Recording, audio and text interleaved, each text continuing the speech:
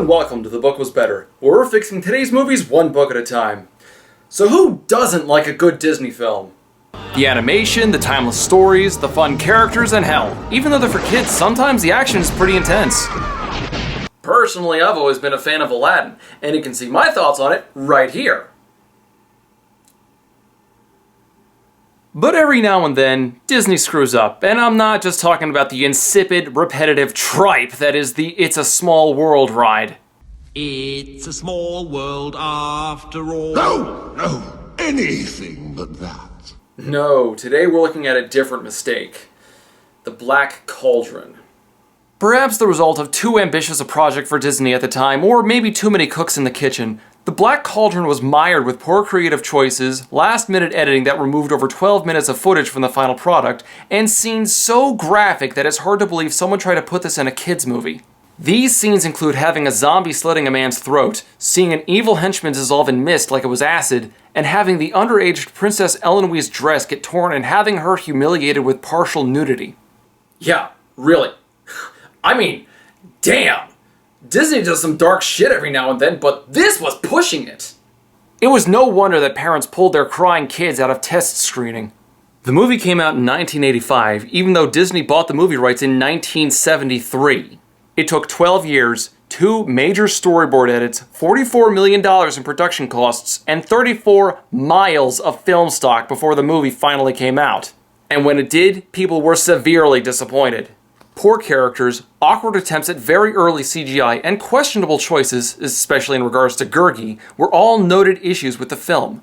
As such, it was not only a bomb, but it was such a bomb that Disney didn't even release it on home video until 1998, 13 years after its theatrical release. It did so poorly in the domestic box office that it lost to the Care Bears movie.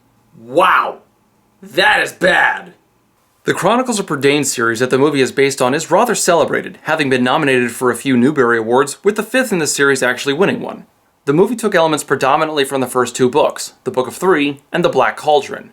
For the purposes of review, and time being a factor, these are the only books from the series I've read. The series was written by Lloyd Alexander, dreamer and writer, who also served as a staff sergeant in a counterintelligence division in World War II. Badass! He said that adventure, not college, was the best teacher for a writer, and although he struggled to find success for several years, he was eventually regarded as a successful and influential children's book author. However, when Disney finally made a movie from his books, Alexander said that the adaptation was nothing like what he had written. Just one look at this fuzzy little bastard is all the proof you need. Oh, poor miserable Gurgi deserves fierce smackings and whackings on his poor tender head. So just how bad was this box office bomb? Well, let's find out for ourselves in The Black Cauldron.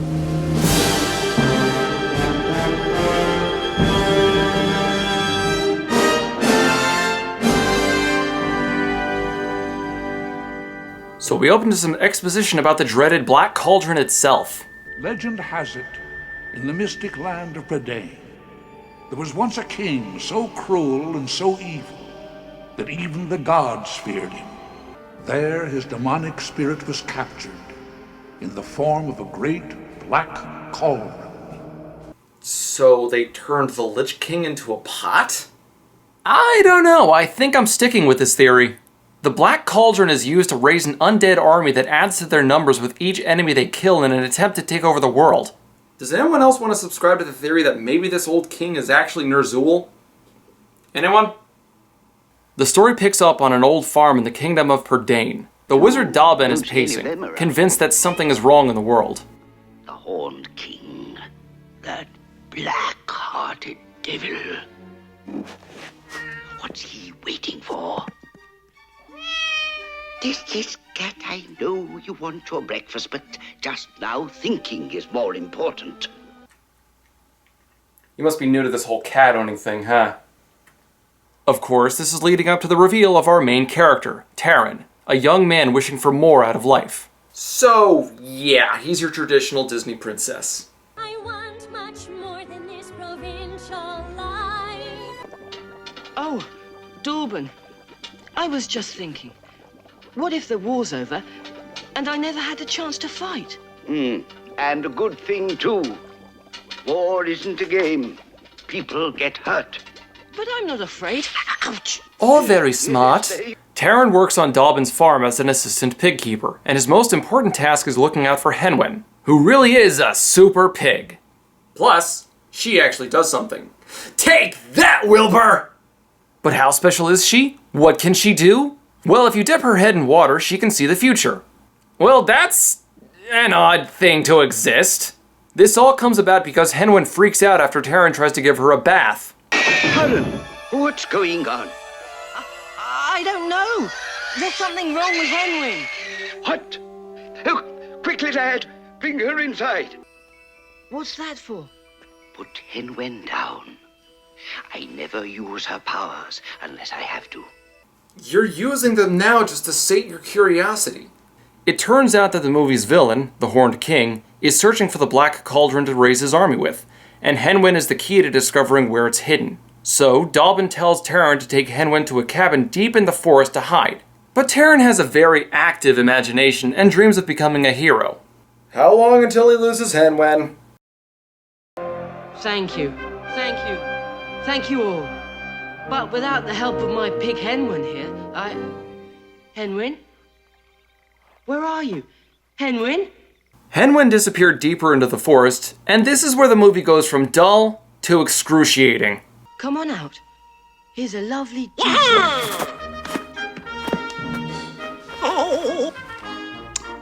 Ooh, great prince! Give poor starving Googie munchings and crunchings. This thing is Gurgi. Good prince, good apple. Oh boy, what a juicy apple.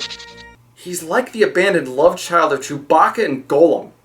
And he's nothing like his counterpart in the book.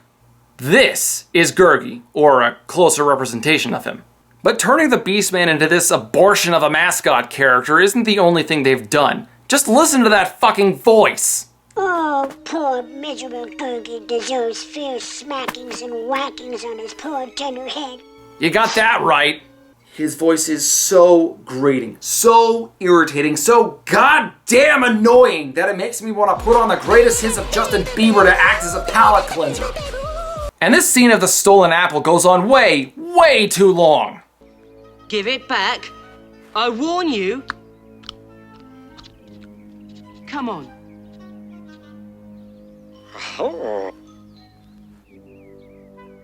Come on, the apple, let's have it.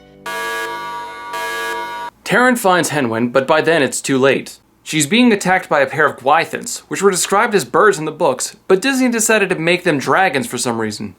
Because birds are harder to draw? And the helpless pig is taken off to the castle of the Horned King.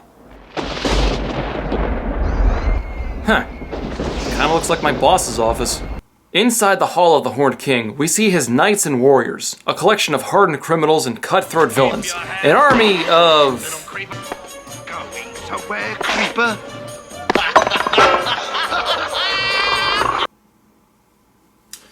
Okay, King Arthur had the Knights of the Round Table. The Horned King has... dick bags. In fact, the main henchman, this shriveled little goblin named Creeper, is busy tormenting Henwen, trying to use her powers to reveal where the Black Cauldron is. I warn you, the king's patience is short.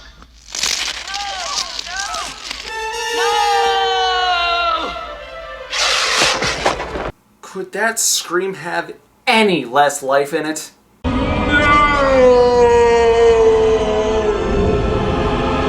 I presume, my boy, you are the keeper of this oracular pig.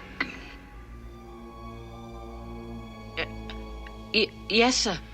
Then instruct her to show me the whereabouts of the Black Cauldron. This, as you can tell, is the Horned King, and he's easily the best sounding character in the movie. Much better than this furry little mistake. The movie treats him like the big bad villain of Prydain, but in the book, he was just the champion of an even worse king, Arawn. Making him the central villain isn't really a bad move, it just throws continuity into question if they ever attempted to make a sequel. But they were never at risk of that happening, so it didn't really matter. Also, when Henwen uses her powers, it looks like she's dropping acid.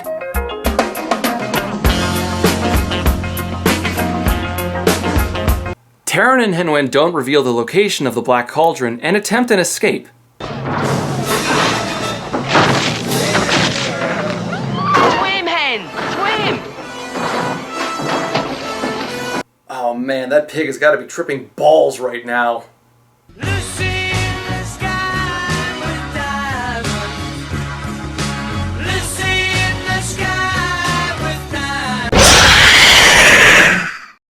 The audience is now sober. Taran tosses the pig into the castle moat, but isn't able to get away himself. Gotcha, pig boy! Oh good, another obnoxious voice! Because Gurgi wasn't bad enough! So Taran seems doomed to rot in the dungeon, until he's rescued by Princess Elenwe. Wait, talk about your role reversals. They poke around the castle for a while until they come across a long-forgotten crypt. One with an ancient sword that Taran can use. Where did you get that sword? Back there? You mean... Well, he's not going to use it. Our hero, Taran the Grave Robber! I think it's worth noting that even though this sword is basically a lightsaber and even cuts through this thick iron chain, the sword Dernwyn from the first book is so powerful that Taran can't even unsheath it without it burning his arm. Lightsaber's not looking so impressive now, is it? But before the two leave, they also encounter Fluter Flam, traveling bard and all-around poor attempt at a comedy relief. I assure you I had no idea who owned this castle. I just happened to be passing. Oh, right, because I bet you took one look at this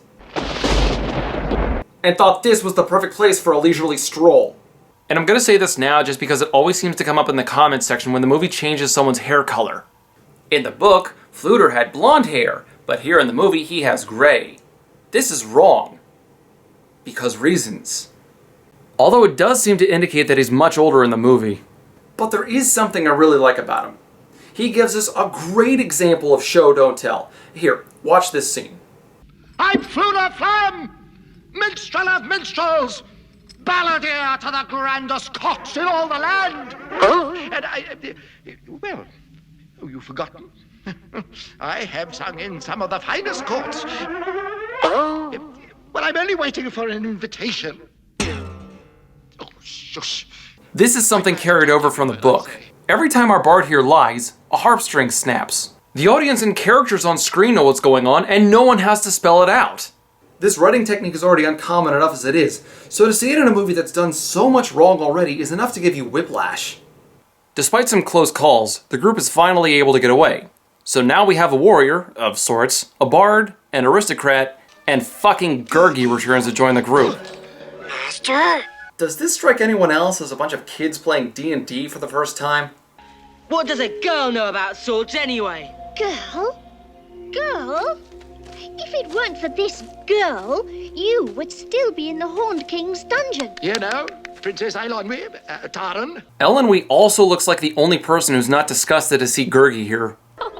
You're charming. And pungent, too. Is Gurgi playing a bard too? Because he seems to have put all of his stat points into charisma. Laugh, damn it! Gurgi claims to have seen Henwen's tracks, so the group follows him through the woods until they eventually wind up at a pond, which is actually the world's most violent front door. Instead of dying, they wind up in the land of the fair folk. Oh, aren't you all darling? Hello, I'm King Idleegg of the Fair Folk. How the blazes did they... This is Dolly. He's my favorite character. I fixed it. I did fix it. It was perfect. He's very similar in personality to the Dolly of the book, but there is one very notable difference. This Dolly is a fairy, but in the book, the fair folks were dwarves. Changing the fair folks to fairies just seems like a lame way to counter all the violence the writers originally had planned. Still, it's kind of fun listening to Dolly bitch and moan all the time. Can I be of any service? Is everything that happens around here my fault? Are you here on a friendly visit? And I suppose it's my fault the pig's here, too. Henwen? Henwen was actually rescued by the fair folk, who not only offer to watch over her while Taran and the others journey, but they also give our heroes the last known location of the Black Cauldron. Taran and company set out for a place called the Marshes of Morva, intent on finding and destroying the cauldron before the Horned King can use it. Even Dolly goes with them to act as a guide. Hey, down, you big clumsy oaf! Look where you... Uh-oh. Welcome to Morva. The shack seems abandoned, but that doesn't stay the case for long as the group runs into a trio of witches. And now, D&D Theater presents What Happens When Your DM is a Dick? And then you come across 3 witches. Fluta, what do? I cast Charm Person. Ha! You don't mind if I pluck your harp?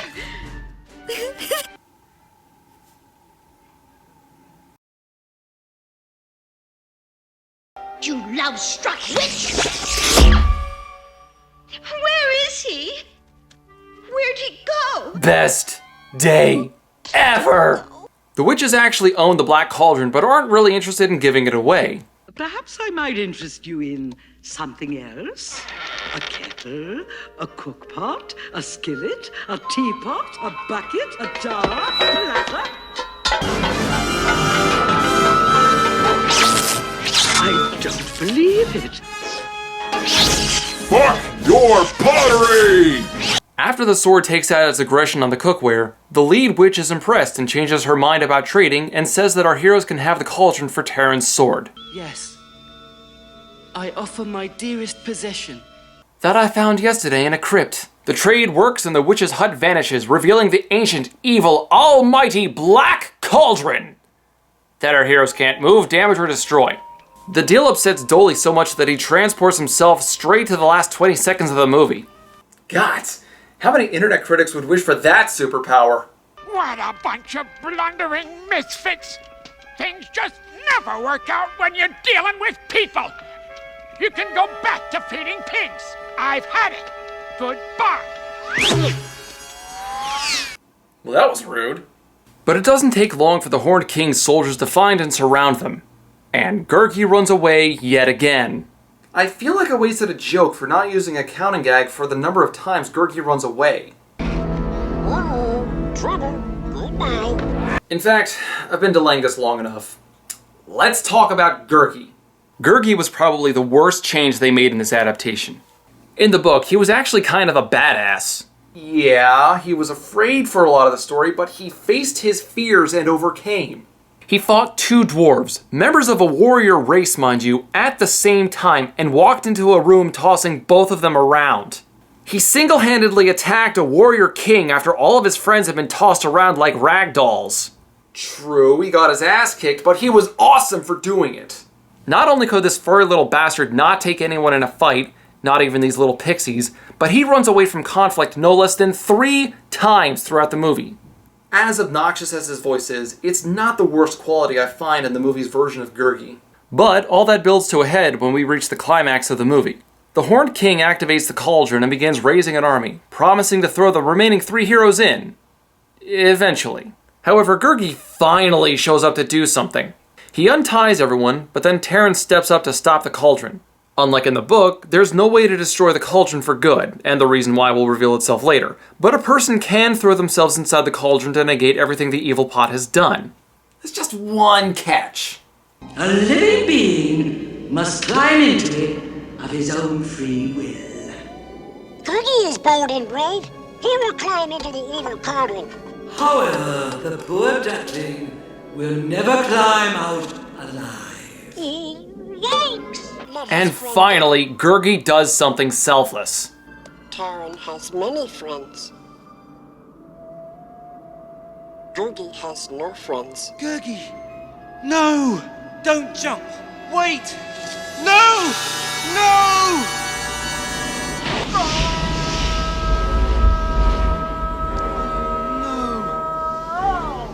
Ah, yes! You can try to make this as emotional as you want, but I'm just glad that annoying squeaky-voiced bastard is gone! So Gurgi's sacrifice ruins the undead army, and the Horned King meets Terran for their final confrontation together. Now, Pig Keeper, you shall die.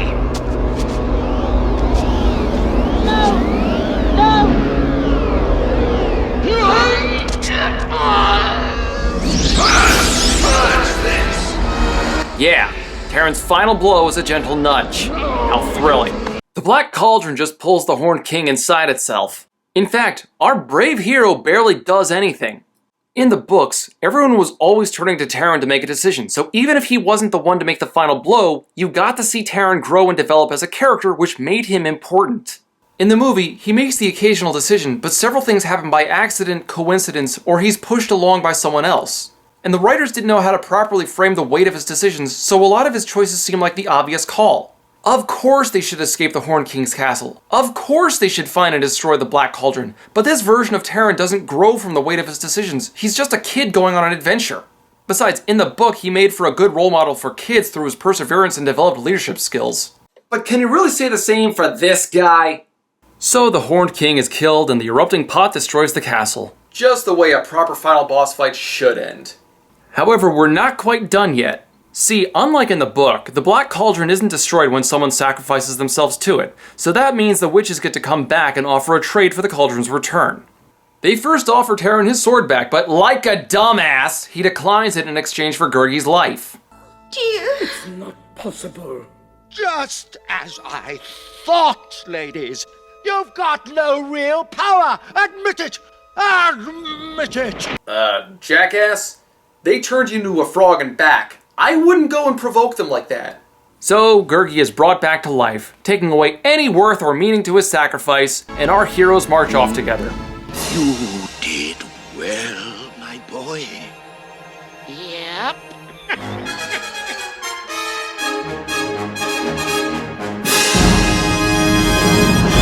A medieval tale that has no lasting impression and no interesting characters. How the hell did they screw up this badly? The book wasn't bad, but it was something of an acquired taste for me.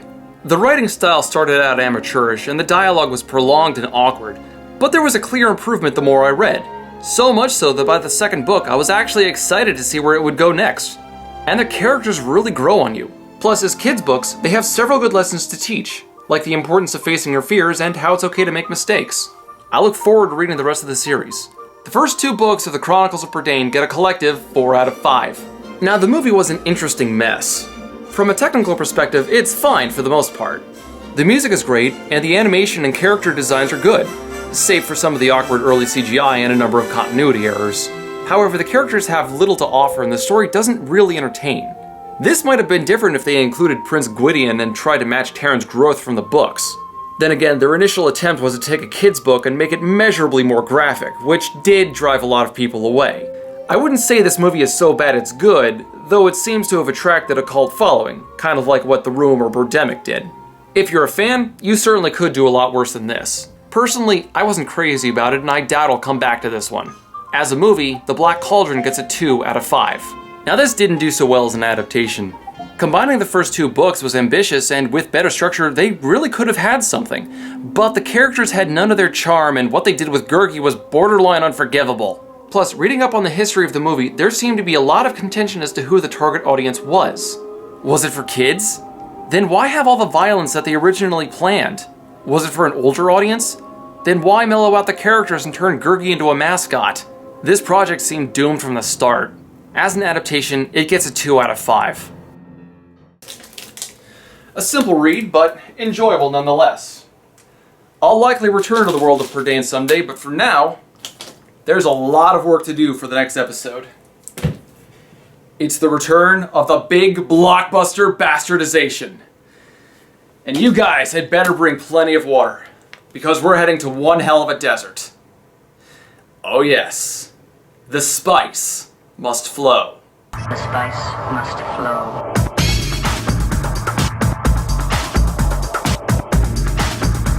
The spice must flow.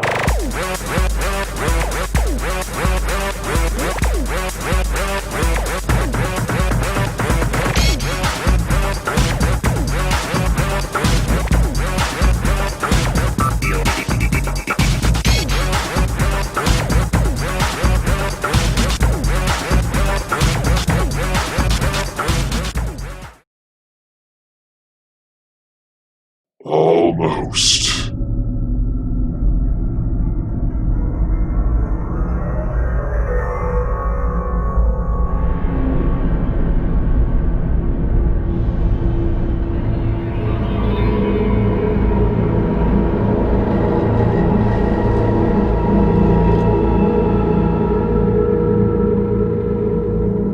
very soon.